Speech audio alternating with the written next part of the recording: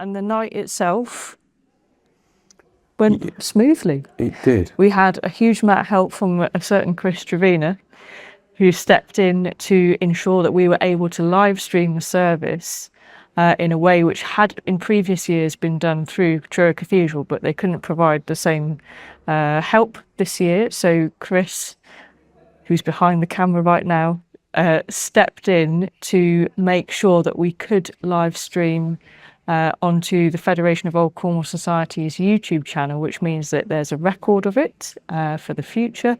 People can listen to it whenever they like, but also people could tune in if they couldn't come to the service. And I thought that was always hoped for as a part of the service, because there was a clash with late night shopping on the Wednesday night, and so there was not a worry that it wouldn't be well attended, but there were a few things happening. Like Truro's lost a car park, and there was late night shopping, and there were a few things going on which meant that logistically it wasn't quite as simple as it has been in previous years. So the live stream was incredibly important, and Chris made it happen. So the whole organisation at the cathedral.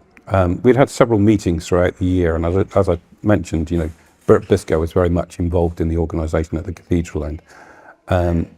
But it was the whole organisation of the performance was much more complex than before, when you've got several musical groups and choirs to move around. You've got to decide to start with where they're going to sit, and then where they're going to move into place to perform different carols and things like that. So it was all much more complex. One of the things I should mention, that for the service is punctuated. The carols are sung in groups, but then we have short 5-minute talks by various people to sort of punctuate the service. And we had Reverend Doug Robbins from Philly coming and giving a short talk, and Christine Edwards, that we mentioned before, gave another talk. And who else was there? Trounce Guy. And Trounce Guy, who is from Port Holland on the Roseland, came and gave a talk as well. And his was in praise of old time preachers, wasn't it? It was. Christine's was Carols with My Aunts, and Father Doug Robbins. Memories of Carolling Around Philly. Memories of Carolling Around Philly, I think.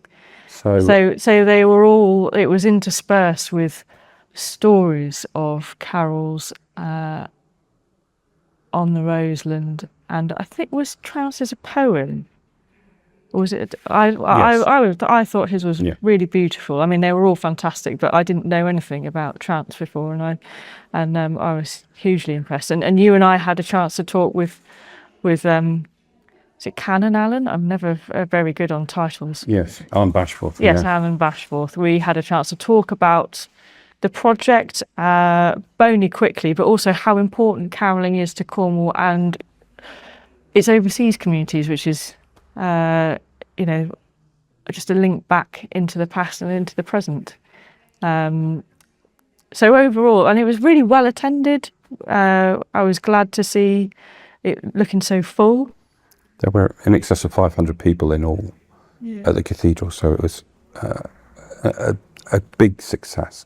And then, immediately afterwards, the number of people that were approaching me excitedly and enthusiastically, and also, immediately asking, how did we do this project, and could they replicate the project in their own area of Cornwall? So it was evident right away that we'd inspired quite a lot of people through the project.